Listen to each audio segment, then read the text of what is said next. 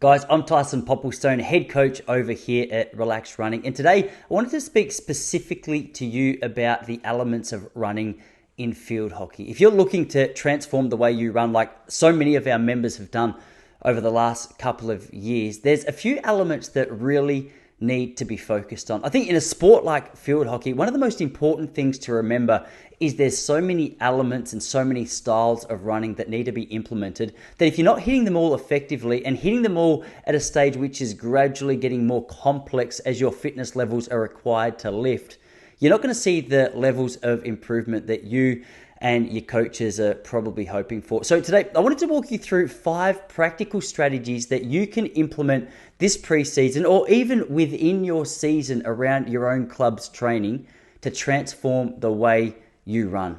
Let's have a look. Well, I think one of the most important things we need to point out first is understanding the idea of gradually increasing the complexity or the difficulty of the training that we're going to use. Field hockey players, especially the athletes that come to me, are incredible at going out and just doing 100% effort every single session. And especially at a community level, that's one thing that so many people have bought into, this idea that unless we're going at 100%, we're not going to see any dramatic improvement. Now, nothing could be further from the truth. While it's super important for us to go out and hit some really hard, intense sessions from time to time, what's more important is understanding what our role is as a player on the field and then understanding where our fitness level is in comparison to where we would like to take it. Now, that's the reason that our progressive overload training program we call the chart at Relaxed Running has been so transformative because it takes you from where you are and gradually increases the intensity of the speed that you run for the repetitions.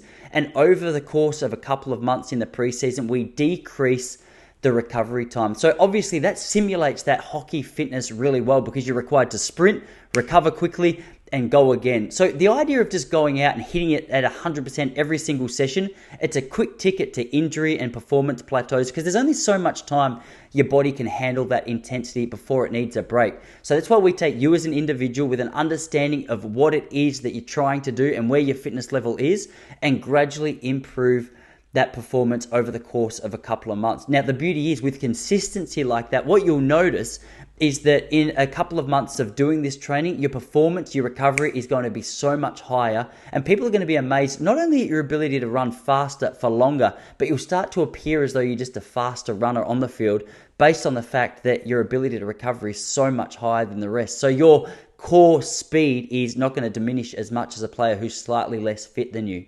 The second thing we're going to want to focus on is having an understanding of why it is we're doing each session. Now, obviously, in a sport like field hockey, there's a variety of areas you need to hit. You want to be hitting the speed endurance, the aerobic engine. You want to be doing agility and power. But understanding why you're doing what session when is incredibly important. Just like going out for a 5K run every day, it might sound good on paper. It might sound as though you're ticking off the box of aerobic fitness, which you are.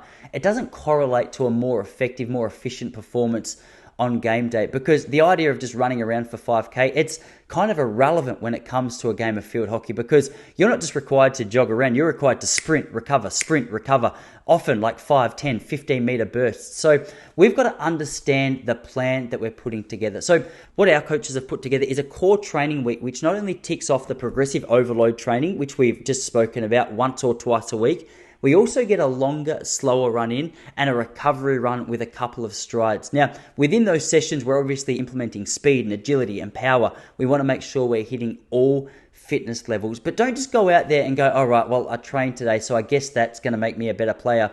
You have to train, but you have to train targeted and you have to train specifically to what your goal as a player is. And our goal at Relaxed Running is to make sure that that training plan is personalized to you as an individual or to your club as a whole. The third factor we want to focus on is knowing when to rest. The idea of rest is foreign to so many players, even at a fairly high level, but specifically at community level clubs. One of the most common things I see when I go down to work with a club is just this mindset that if you're not smashing yourself, it's not working. I see so many players at the end of a session on their hands and knees, and it's good. Like I said, we need that from time to time.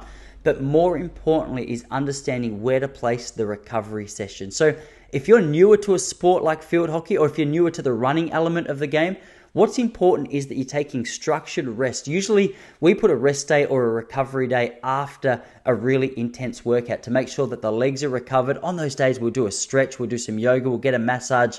We'll try and implement some things to kickstart that recovery so that when you get out there again, not only are your legs fresher, but that means that that freshness can correlate into a more intense workout, allowing you to hit faster paces for longer, which over time, so long as we're consistent, leads us to greater performances on the field. Now, the next thing is a fairly controversial statement. So many clubs love the idea of a pre-season time trial. Now, for me, I'm not sold on the idea of a time trial because for too many of us, all we're doing is we're just giving the confident running players, the strong running players, more of a confident boost, which is fine. I've nothing wrong with confidence. But what it doesn't do is correlate into what we need to do as a result of that time trial. So if you're out there, you've smashed a time trial, good. What does it mean? Have an understanding of why you're using the time trial. Is it just as a basis to measure fitness over the next couple of months? If that's what you're using it for, good. Is it an opportunity to build the confidence of players who have put in the work over the preseason? Good. The idea of just doing it for the sake of doing it because it's traditional and it's because what a lot of clubs do, not so important. So I would challenge you, if you're not using a time trial for an effective, specific reason, get rid of it because a training program like Chart or Progressive Overload is a far more effective way to build confidence and fitness at the same time. The last thing I want to talk to you about is maintaining your running fitness over the course of the season. Now, preseason, obviously, we've got such a heavy focus on the running element of the game. Obviously, it's what our skills and everything are built upon. If you've got all the skills in the world, but you can't move around a field on game day, well, you're not going to be as effective player as what you would be otherwise. So what's so important and what's so strange to us is the idea that you put in all the work through preseason and then comes season and all of a sudden all we're doing is trying to maintain the slightest element of fitness to get us through week to week. So what we're focused on is looking at your training program, looking at your game routine and your club's training routine and figuring out, all right, where can we inject some more speed endurance? Where can we inject some more pace? How can we maintain your fitness so that you're not just fit round one, but you're the fittest player and club going into finals, which arguably, not even arguably, it's just a fact, is the most important time of the season. If you're after some more specific guidance, Relax Running has a field hockey membership, which I've linked below with a 20% discount for you to get involved in. All you need is consistency, structure, and someone to guide you along the way, and you're not going to know yourself as a runner. So if you're someone who's been struggling at it for a couple of years, whether that's with motivation or confidence or fitness, we're going to be able to work together. We're going to be able to help. So make sure you check out the link in the description. As I said, 20% discount available over at relaxrunning.com.